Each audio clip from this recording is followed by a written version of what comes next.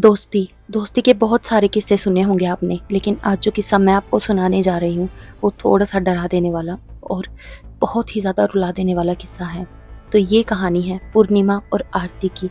पूर्णिमा और आरती 2 पक्की सहेलियाँ थीं और अब पूर्णिमा का रिश्ता हो चुका था। पूर्णिमा अब शादी करके अपने घर जाने वाली थी। पूर्णिमा के घर पर फंक्शंस चल रहे थे, जहाँ उसकी सारी सहेलियाँ भी उसके पास आई हुई थी। आरती तो हर वक़्त उसके साथ रहती थी, क्योंकि पूर्णिमा और आरती एक-दूसरे की जान थी। अब पूर्णिमा की मेहंदी का दिन आ गया था। सारे घर में रौनक ही रौनक थी, हर जगह खुशी, हँसी, ठिठोलियाँ, बस यही था। और धीरे-धीरे करके उसकी शादी का दिन भी आ गया। आज उसका दूल्हा उसके गले में मंगलसूत्र और उसकी मांग में सिंदूर भर के उसे अपने घर हमेशा के लिए ले जाने वाला था। आरती अपनी दोस्त को दुल्हन के रूप में देखकर कभी मुस्कुराती तो कभी उसकी आंखों में पानी आ जाता। ये सारे किस्से, ये सारे मोमेंट आरती कैप्चर कर रही थी। आरती बहुत ही खुश थी पूर्णिमा की शादी से। और जब शादी संपन्न हुई तो आरती पूर्णिमा के गले लगकर उसे बाय कहकर अपने घर जाने लगी। लेकिन जब वो घर जा रही थी तो रास्ते में ही आरती का एक बहुत ही भयानक एक्सीडेंट होता है और जिसमें आरती की मौके पर ही मौत हो जाती है। हॉस्पिटल आरती को ले जाया जाता है, लेकिन आरती बच ही नहीं पाती, क्योंकि आरती का बहुत ही भयानक एक्सीडेंट हुआ था। कुछ दिनों बाद पूर्णिमा को आरती की बहुत याद आ रही थी, तो उसने सोचा कि वो एक बार आरती से बात कर ले और उससे पूछ ले कि वो कैसी है। पता नहीं क्यों, पर पूर्णिमा के मन में कुछ तो चल रहा था। पूर्णिमा ने फ़ोन किया तो फ़ोन आरती की माँ ने उठाया, और आरती की माँ ने जब फ़ोन उठाया तो आरती की माँ सिसक-सिसक कर रोने लगी और उन्होंने उसे बताया कि जिस रात वो शादी से वापस घर लौट रही थी, उसी समय उसका एक भयानक एक्सीडेंट हो गया जिसमें उसकी मौत हो गई। और ये सुनकर पूर्णिमा बहुत ही ज़्यादा टूट चुकी थी। वो बार-बार आरती के साथ बिताए हुए उन पलों को याद करके रो रही थी और बिलख रही थी। पूर्णिमा बहुत टूट चुकी थी। रात को वो अपने गार्डन में बैठी हुई थी। तभी उसे ऐसा एहसास हुआ जैसे उसके कंधे पर किसी ने हाथ रखा, जैसे कोई तो था उसके पास।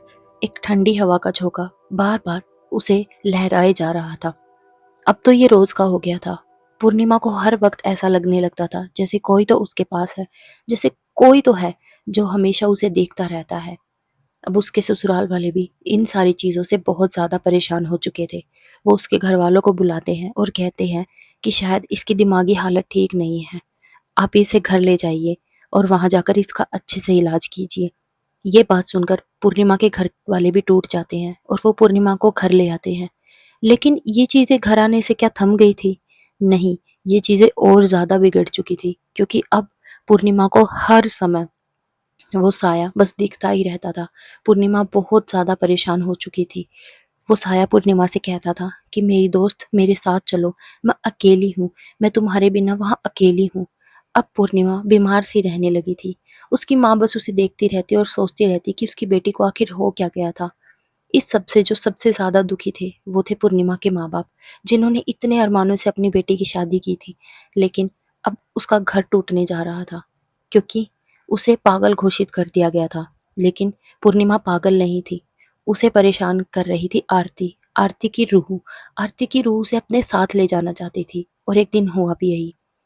पूर्णिमा की माँ आरती पूर्णिमा को ढूँढते-ढूँढते जब घर में आई, तो उसने दरवाज़ा खोलकर देखा कि कमरे में आखिर पूर्णिमा कर क्या रही है। लेकिन जब पूर्णिमा की माँ ने दरवाज़ा खोला, तो पूर्णिमा के माँ के पैरों के नीचे से ज़मीन ही खिसक गई। उनकी तो सारी दुनिया ही उजड़ गई मानो, क्योंकि पूर्णिमा फांसी के फंदे से लटक रही थी। पूर्णिमा अब इस दुनिया से जा चुकी थी। उसकी माँ ये देखकर बहुत ही ज़्यादा सदमे में आ चुकी थी कि आखिर उसकी बेटी ने ऐसा क्यों किया। लेकिन अंदर ही अंदर उसकी माँ को ये भी पता था कि ये सब क्या हुआ और ये सब किसने किया।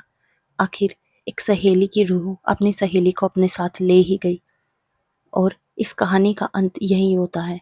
ये एक बहुत ही दुखद कहानी थी, जिसमें एक सहेली की आत्मा एक दूसरी सहेली की आत्मा को ले जाकर उसके माँ-बाप की ज़िंदगी को हमेशा के लिए बर्बाद कर देती है। बचे रह गए लास्ट में तो उसके बस बेबस और लाचार माँ-बाप।